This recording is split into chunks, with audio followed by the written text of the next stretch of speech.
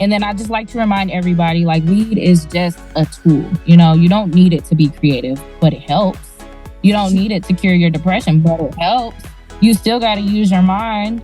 Welcome to the Well with Cannabis podcast, a show dedicated to telling the life-changing stories of those who live well with cannabis, all while teaching you how to do the same. Meet your host, Emily Kyle, a registered dietitian nutritionist turned certified holistic cannabis practitioner. Emily changed her life for the better with the help of the cannabis plant, and now she is committed to helping others do the same. Tune in each week to hear heartwarming stories and gain the knowledge you need to feel connected, inspired, and supported on your own cannabis journey. Whether you're a new cannabis consumer or a lifetime lover, you'll benefit from these uplifting tales of real-life journeys that will show you how you too can live your best life well with cannabis. Before we jump into today's episode, I wanted to share a note on potentially sensitive content. The episodes on the Well with Cannabis podcast are created for adult audiences only. We will at times cover sensitive topics including, but not limited to, suicide, abuse, mental illness, sex, drugs, alcohol, psychedelics, and the obvious use of plant medicine. Explicit language may be used occasionally. Please refrain from watching or listening to the show if you're likely to be offended or adversely impacted by any of these topics. The information on this show is for informational and educational purposes only. It does not constitute medical advice. If any of the content on this podcast has brought up anything for you, please reach out or speak to a professional or someone you trust. Hello, and welcome back to another episode of the Well with Cannabis podcast. And I'm so excited to be talking all things cannabis today with Miss Maria Coronado. Welcome. Yay, thank you for having me. Oh my gosh, I'm so excited. I want to talk two things with you. Cannabis and being a stay-at-home mom and cannabis and being an artist. So let's talk a little bit about your history. What brought you to cannabis? Okay, so I was like 18, looking rebellious, looking for something to do. I was like, why does everybody talk about getting high? They make it sound so fun. I want to see what that's about. That's what got me started. Plain and simple, right? Absolutely. It's how a lot of us do. Has it transitioned into more of a medical lifestyle type option for you? How did that look? Yes. So it's funny because now, like you said, I'm a stay-at-home mom now. But before I was working and I hated it. I hated it. So I remember I would have to get high to go to work. And I worked in a warehouse with a bunch of there were young people, but there was a lot of older people too. And so you know how the programming was, especially back in the day, it's the devil's lettuce. Literally. They would just look at me like, oh my God, I can't believe.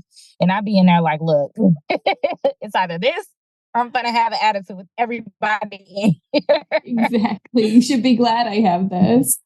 Seriously. And I realized that some people smoke and then they literally cannot function. I remember this girl passed out cookies at work and 3 people went home. And I was like, anyway, I'm just going to keep doing my job. So not everybody's body chemistry is the same to handle it. So I do understand some of those looks that they were giving me was because they cannot handle it the way that I can handle it. But I feel like I would always see people say, y'all smoke weed every day. Y'all don't want to talk about being depressed. I'm like, who's depressed? And then I was like, damn, let's talk about it though. Maybe I am. Let's talk about it a little. What do you use cannabis for? How does it help you? Well, I don't consider myself depressed anymore. And technically I was never I don't like the way that I was hey, I was at the doctor's office. I'm tired. They was like, we don't see anything in your blood. We're just going to give you an antidepressant because we think you're depressed. I'm like, there's no other little questionnaire, nothing y'all want to filter. Nothing else. Don't mark me as, messed up. But yeah, now I think everybody's a little messed up, to be honest with you. Absolutely. So, cannabis it started out recreational. Like I said, 18, feeling rebellious, wanted to see what this high was about. As I transitioned in life and became a mother and had to work and I was a single mom for a little bit, it really did help me cope with just the everyday stress of life. And it actually now to me it's more spiritual than anything because I just feel like every time I go on a high, I feel like I just am on another level. I don't really feel like woo, like how I was at 18 thinking this is fun. Now I'm like, yeah, the world is hurt, like I just have these deep thoughts, and I don't need it as much because, like I said, I stay at home, so I don't feel so constrained by the stresses of the outside world. I get to be with kids who I feel like live life on a natural high. My kids openly talk about it.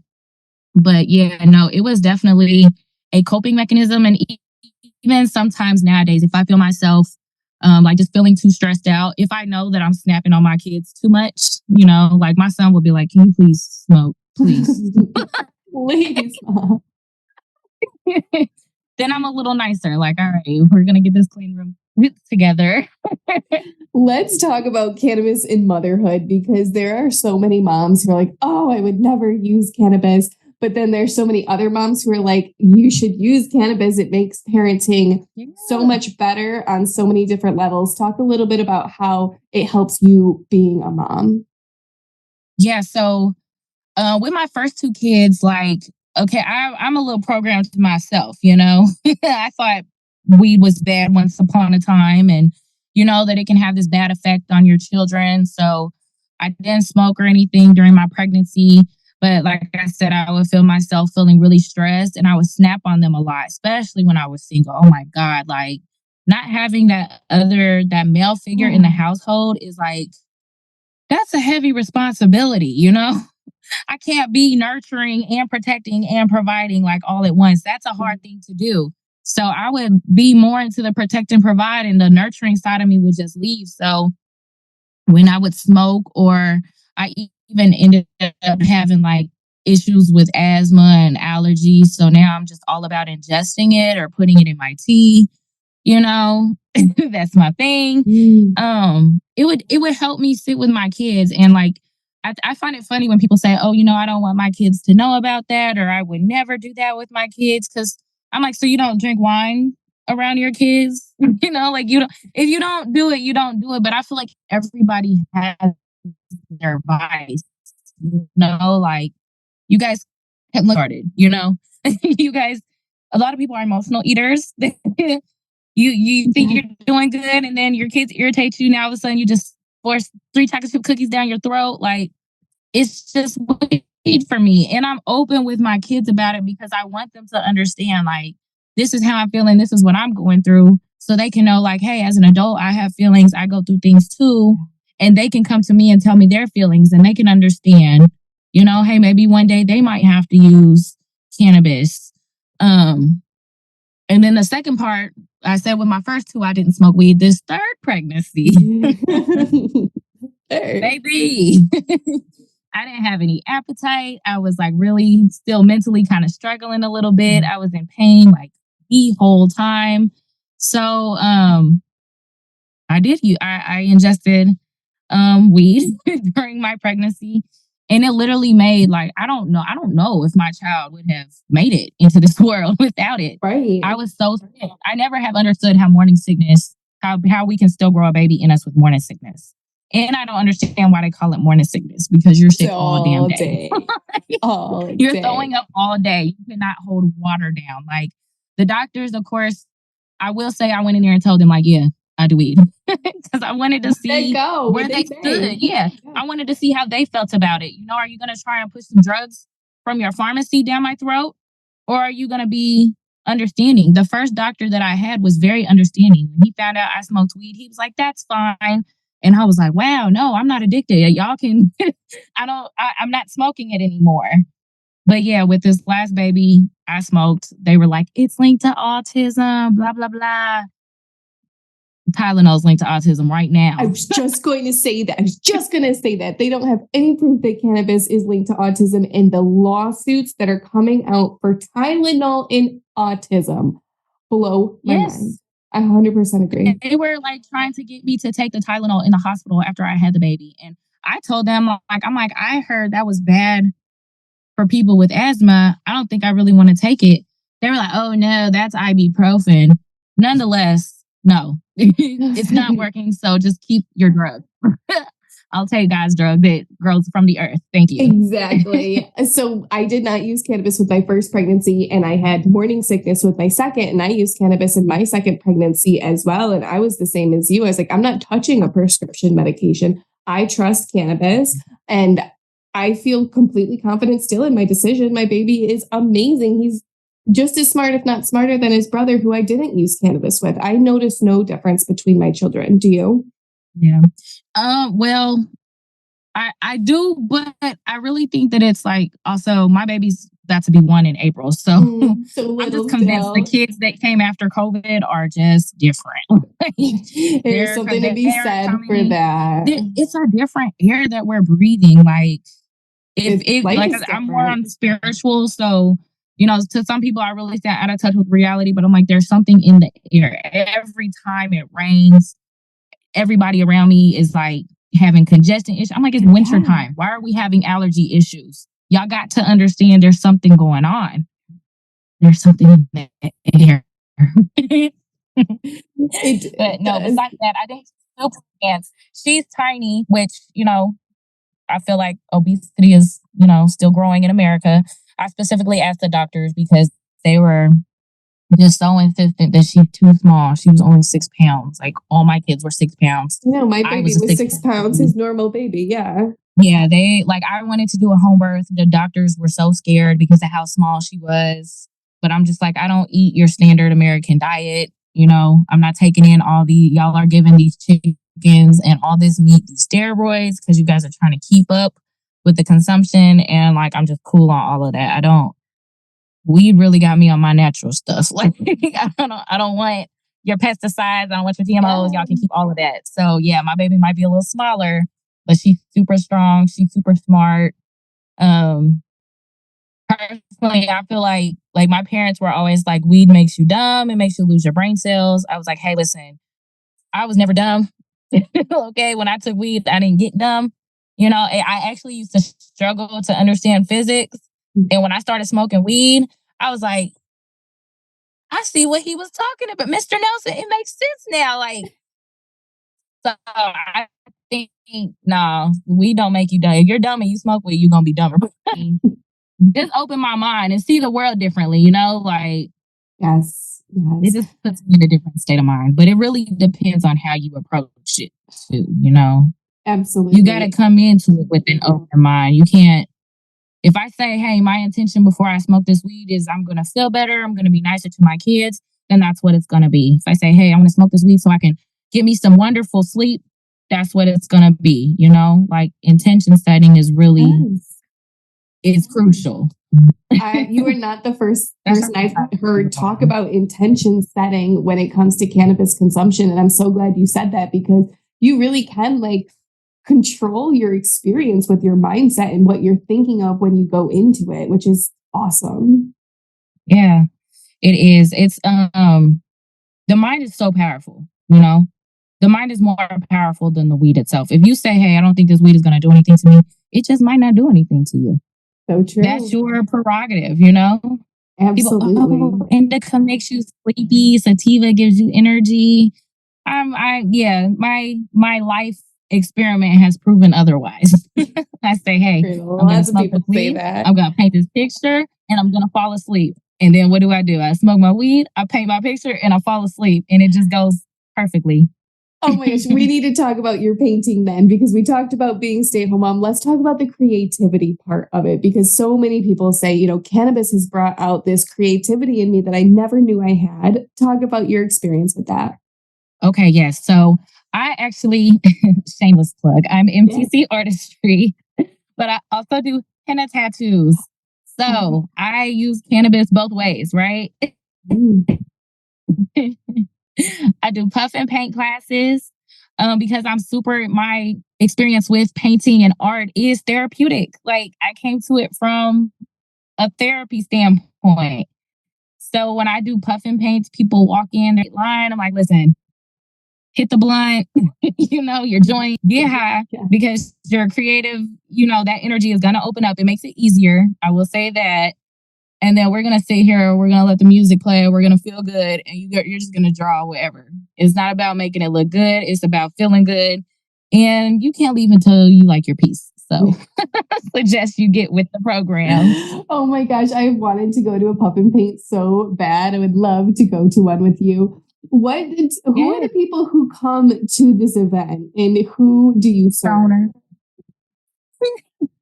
Everybody. I saw everybody. I wish kids could be there, but that's a little, Yes. So, maybe we'll try CBD on the babies. But I just open it to stoners. I don't necessarily market it as, oh, this is a therapy class. Most people that come are looking for a party. They're just looking for somewhere. I'm in Missouri. We literally just made it recreational. I'm not super into the whole dispensary legal system at all. I know. Yes. Before it was medicinal. I found a spot where you can actually be inside of a building and smoke weed. And they helped people get their medical cards. So that's where I was doing it at. And my target audience was anybody that smokes weed.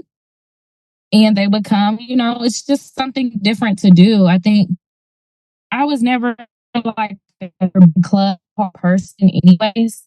So even when I do my puff and paints, like people are coming looking for a party. I'm like, they didn't like my playlist. They didn't like my music. I was like, well, go ahead and put on what y'all like then. We had the speaker. Here's the aux cord. Y'all play what y'all listen to. Because I was playing like, Bob Marley. And you would think they would like that. The party. You have to listen to reggae music. Oh my gosh. I heard somebody say, what's with the music? Really? It's so weird. Yeah, then someone else seconded. Like when, because it was my boyfriend, fiance, he was like, what's up with this music? And then another girl was sitting there painting. She was like, no, for real. And I was like, okay, here y'all go.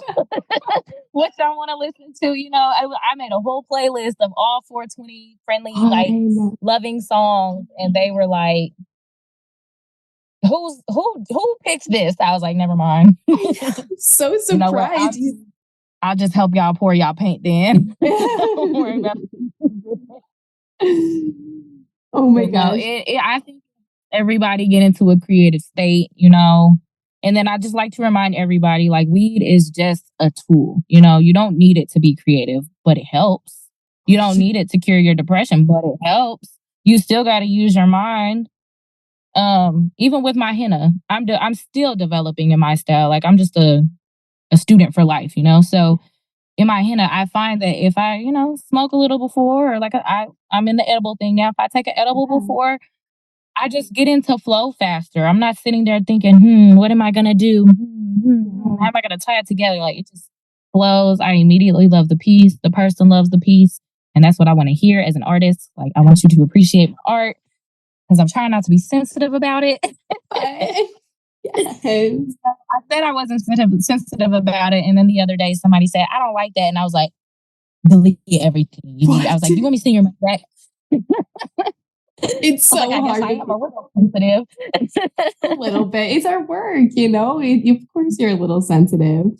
Can we talk a little bit about the spirituality piece as well, and kind of how it brings all of the creativity and the wellness together in one kind of beautiful package for you? Yeah. So for the spirituality piece, I would say, like, just one thing that I know about myself, but I didn't realize other people weren't doing. They call it shadow work. I call it reflecting on my actions and understanding why I did what I did or didn't do what I didn't do. Weed has taught me to stand up for myself because of what it means to everybody else around me. I grew up in a Christian household. I stopped going to church when I started smoking weed because I felt guilty. I didn't want to be in the church. Like, I remember kids would come to church high and I would be like, when I started getting high, I was like, I can't go in there, like, Jesus isn't going to like that. But it taught me to stand up for myself. It taught me, just to be aware of how, to listen to what people are saying and like hear the words that they're saying, but then really hear the energy that they're coming from, understand their mindset when they're talking, instead of me being like shy and ashamed to admit to being high or admit to smoking weed. Now I'd be like, yep, that's me. That's what I do. If you feel some type of way, you're just gonna have to feel it. Like I said, from the first time in my pregnancy. My son he'll be 11 this year. So, then to now, I walked in the doctor's office and was like, well, you might find marijuana in my system versus now. Yeah, I smoke weed. Y'all ain't seen me. I've been throwing up. I've been smoking weed. What y'all feel about it, Oh my So that was gosh. like the biggest spiritual piece for me. I feel like I just had to learn how to really, instead of being so shy, just be confident in myself and be confident in what I do. Like the weed is not bad. So I had to learn how to stand up for it. Like, I'm not gonna talk bad about my plant. Damn it. My medicine, absolutely. Yes. I find too, it does give me confidence as a woman. I don't know why, but it just gives me confidence, like trust myself and know myself. And I feel like all of my intuition is always right. And I don't know why, but cannabis has been like a gift in that way of like, you are always right and you can trust yourself. And I'm so thankful for that. Do you find that too? Yeah, I do. And another thing that I noticed, like I said, I said it's a tool, we don't need it per se, but it does help. When I was trying to get through depression, of course, I had a lot of friends who were also trying to get through it. And I would hear them say, oh, I can't do weed right now because I'm on these pills. I'm like, the pills and the weed are one and the same. They're both things that are supposed to mentally change you. But at the end of the day, you can get sucked into weed and allow that to just, oh, I don't feel good, so I'm going to smoke. If you don't change your situation, if you don't get to the root of what's causing the sadness or, whatever it is that's slowing you down, you're just going to keep smoking and eating edibles, but you're never going to get to the heart of it. So I love it, but it's a tool. It's just there to help you. Your mind is still the most important piece. And it took me, using weed as my tool. It took me becoming a victim to the weed and feeling like, dang, I don't know if I can go without it. And then getting to a point where, yeah, I can get without it. In fact, my mental has stepped up so much. My confidence has stepped up so much. My intuition has stepped up so much. I learned to quit second guessing myself because my confidence has been lifted. Like, I'm going to stand up for what I believe in. We did that. Isn't that an amazing thing? It's so special. I love it so much. Like, I'm just so happy that we get to talk about it this way too. It just makes me feel like other people see the beauty that I see, Yeah. And because we're all out here, everybody's on different levels, like I said, I done went through the recreational side of it. I done went through the medicinal side of it, even in the pregnancy. Like I said, it helped with my morning sickness. It helped with me being in pain. I used to bake brownies when I was a single mom because, I can't just be throwing my money away to weed. I needed to pay for itself. Yes. All my clients would tell me, like, my fibromyalgia has flared up. I need the brownies. Like, the reports that would come back to me let me know this is not a bad drug. This is not a bad drug. This is a healing drug. Now, do we always need the THC and the psychotic effects? No, we don't. Sometimes we just need the CBD. But nonetheless, it's a miracle drug. It's the real miracle drug, not Bayer. Bayer was made in a lab. Weed was made by God. That's just my final take on it. I love it. It's absolutely perfect. And I want to be respectful of your time, but I always ask my guests the same 4 questions. Are you ready for them? Let's go. Okay. First one, what are you most proud of in your life to date? Oh, wow. Gosh, like, is it cocky if I say me? No. Oh my gosh. No, say it. I would do the same thing. Oh, yeah, my art. I'm so proud of myself in the art world. Like, I really started out years ago thinking I'm no artist, and now I'm like really out here doing these gallery shows, like booking henna appointments. Like, I'm doing it. I'm proud of myself for doing me. Oh, it's amazing. It's like the best feeling to be able to say that too. Like, I'm proud of myself. I love myself. Being an entrepreneur. Yes. Not everybody can take this path. Oh gosh, no. It's crazy. And with kids, because I incorporate them to the business. If you come get an appointment, it might be a baby in the back playing and some older babies watching the baby. But that's all right. They're there. It's family. I love it. Hey, they're smart. They already know what's going on. Like, they know they can work for themselves. Yes. I came to a point, I was like, I don't want them to have screen time before bed. What do? I just started drawing before bed. Guess what they started doing? Drawing before bed. Whatever they see me do, I gotta really be the change I want to see in this world. Absolutely. We don't demonize weed in this house. They're going to be so much better off for it, though, in the long run. They won't have to go through the second guessing and the stigma and all the other bullshit that we went through because that's how we were taught. Yep. And they'll really learn to like fight for the truth, to fight for justice. Like, you know, we're fighting our fight here. And when we're not here no more, they're going to be fighting their fight, and they're going to teach their kids to fight the fight too. Like, you know, no matter what the world has to say, just because something is illegal does not mean it's wrong. Just because something is legal does not mean that it's right. You know, like it's really deeper lessons that we're teaching our kids in all of this, just how we're moving and what we're doing. So, you know, I'm proud of me. I know. Good on you, Mom. I'm so proud like, of you. I didn't think I was going to be, you know. Yes. But here I am. Here you are. I'm so excited for you in the future and everything that's coming up. Next question. This is everybody's least favorite question. Are you ready for it? Dun, dun, dun. What does your life look like without cannabis? You know what? It's not a problem for me. I feel like once upon a time, I used to just randomly take detoxes. It was almost like me checking in with myself to make sure, like, you're not addicted, right? Before they can say you're addicted, tell them, hey, I could go without it, you know? People be like, why are you not smoking? I don't know. I'm just taking a break real quick. So right now, I'm just not an avid user anymore, but I feel good. I feel happy. I feel like I've healed myself. You know, it's great to be able to have cannabis, like I said, as that tool to feel high. But my end goal is to feel naturally high, to wake up and just be so happy with myself. So my life without cannabis is still good. It's still happy. It's still what I want it to be. You know, I've got to the point I don't have to go slave at somebody's job. Yes. You know, I'm blessed. I'm blessed. And I know where to get it and what to do. If I do feel myself stressing a little bit, I don't feel the guilt and anxiety that came with, you know, I'm a nursing mother. I felt so guilty about nursing my baby, but I was like, I can't stress. That's going to pass over to her too. Yes, I don't want to pass the baby stress. So yeah, cannabis-free life, you know, I don't know where I'd be without it, but I'm glad that I made it to this point where I don't have to depend on it as often, and I can still be happy. I can still love my kids. I can still tap into my creativity without having to depend on it as a crutch. Yes. I love it here. That is my favorite answer I think I have had so far to that question. It's perfect. It's goals, man. It's goals. Nobody. You are. I mean, it's like being on antidepressants forever. Who wants to do that? No. That's what the doctors tell you got to do. Not me. Not me. I'm getting to the root of the problem and I'm fixing that. I just love it. And you're focusing on your natural happiness. I love that you said that. Yeah.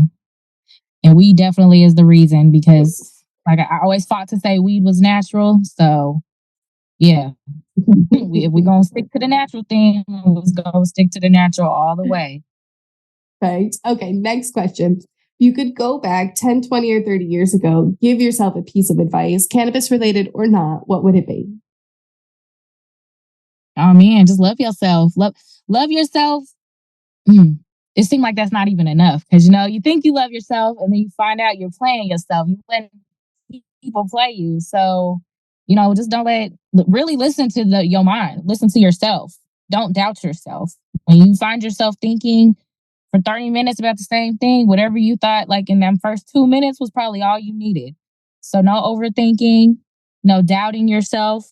Listen to yourself. I feel like I always wanted to know what God's voice sounded like. I was like, hey, you know, I was in church. God, can you please just like yell it really loud so I know it's you? That's that voice in your head that's telling you, you know, and you know which voice it is. The voice telling you go hit somebody. No, that's not God. That's not it. But that voice that's telling you like, hey, something's wrong, listen to it, because it is something wrong. And it's up to you to fix it. You got to be the change you want to see in the world. So love yourself. And by loving yourself, you will make the world a better place. That's beautiful. Very last question. If you could be remembered for just one thing in the cannabis space, what would it be? Man. Well, I guess I want to be remembered for my art anyway. So I want the people in the cannabis space to remember the puffing pains. I want people to remember that even if they don't have me available and accessible and hosting a party, they can always, do something creative in that state of mind. It'd be kind of cool if everybody was like, yo, her drinks was the best drinks I ever had, like them brownies. Oh man, I used to love getting hyped up about the food that I would make. So, but yeah, no, the art in general, like, yeah, if y'all remember me in the cannabis world, remember, I'm the one who put that art together with it and was like, everybody's an artist now, let's do it. If people want to see some of your artwork and follow you, where can they follow you? So I'm on Facebook and on Instagram as MTC Artistry. They're my initials. Oh, perfect. I'm going to put links so everyone can click through and find you and check out your artwork and see all the amazing things you're up to. Thank you so much for coming here and sharing this with me. I had such a great conversation with you. Yeah, thank you for having me again. I feel so honored. Like, I was so happy when I saw you were starting the podcast. I'm kind of just a little popular nobody in my world, but I love cannabis. I love what you're doing in the cannabis world, and I appreciate you. So I'm so glad that you chose me to be here with you. Thank you so much. I'm so glad. Like, I always feel like the plant brought us together. It feels so amazing. So thank you for being here and doing this with me. Of course. Congratulations. You've finished another episode of the Well with Cannabis podcast and are one step closer to discovering how you too can live well with cannabis.